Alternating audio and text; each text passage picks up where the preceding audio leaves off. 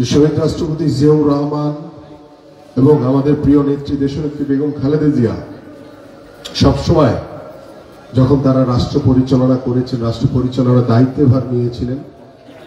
তারা কিন্তু এই আলেম সমাজকে অত্যন্ত গুরুত্ব দিয়ে সকল কার্যক্রমে তাদেরকে অংশগ্রহণ করিয়েছেন এবং আলেম সমাজদের নিয়েই কিন্তু তারা সকলেই কাজ করেছিলেন। এবং তারই ধারাবাহিকতায় আমরা গত 17 বছর ধরে দেখছি আমাদের বিএনপির ভারপ্রাপ্ত চেয়ারম্যান জনাব তারেক রহমান আপনাদের এই ওলামা দল এবং এই আলেমদেরকে নিয়ে, ইমামদেরকে নিয়ে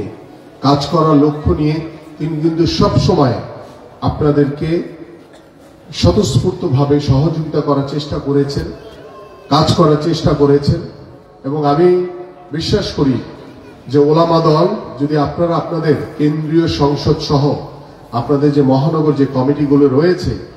আপনারা যদি দায়িত্বশীল হয়ে দায়িত্ববান চিন্তা ভাবনা নিয়ে আপনারা যদি আপনাদের সংগঠন কি শক্তিশালী করেন, তাহলে দেখবেন যে সমাজের ভিতরে যে অনেক যে দ্বিধাদ্বন্দ্ব রয়েছে, মতবিরোধ রয়েছে, সেগুলো কিন্তু দূর হয়ে যাবে। এবং আমরা দেখছি যে আমরা সকলেই মসজিদে গিয়ে নামাজ পড়ি আল্লাহর সন্তুষ্টি আদায়ের জন্য। আমরা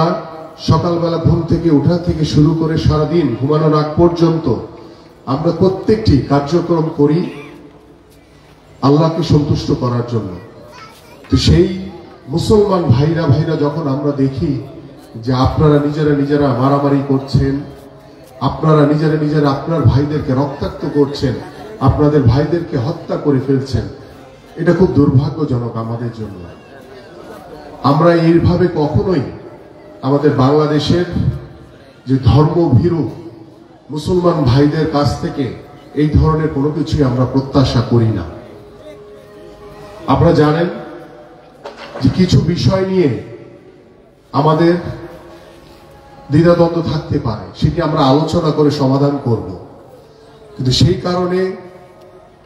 আমাদের ভাইদের গায়ে, আমাদের মুসলমান ভাইদের গায়ে, আমাদের আলেমদের গায়ে, আমাদের ইমামদের গায়ে আমরা নিজেরাই যদি তাদের গায়ে হাত তুলি, তাদেরকে রক্তাক্ত করি, তাহলে এটা আমাদের জন্য আসলে খুব লজ্জার বিষয়, একটি দুর্ভাগ্যজনক। আমরা চাই যে আলেম সমাজ আপনারা সকলেই, যেহেতু আপনাদের উদ্দেশ্য এদেশের মানুষের উদ্দেশ্য বা আমাদের মুসলমানদের উদ্দেশ্য একমাত্র হচ্ছে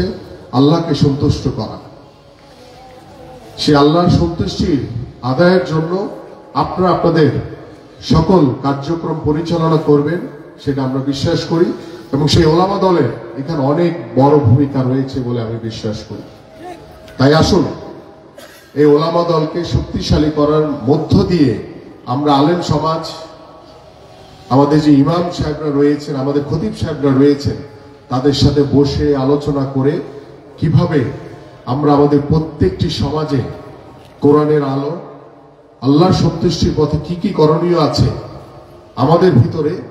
যে বিএনপির ভারপ্রাপ্ত চেয়ারম্যান দেশনায়ক তারেক রহমানের যে নির্দেশনা রয়েছে, তার যে চিন্তা ভাবনা নিয়েছে বাংলাদেশকে একটি সুন্দর সমাজ গড়ার লক্ষ্য নিয়ে, একটি সমৃদ্ধশালী বাংলাদেশ গড়ার লক্ষ্য নিয়ে, সেখানে তিনি বারবার বলছেন যে আমরা যাতে প্রত্যেকেই সাধারণ মানুষের কাছে যাই, সাধারণ মানুষের মতামত নেই, তাদের ভাষা বুঝি, তাদের ভাষা বুঝে তাদের সাথে আলোচনা করে যাতে আমরা আগামীর পথ চলতে পারি। এবং সেই আগামীর পথ চলা সহজ করার লক্ষ্য নিয়ে আপনার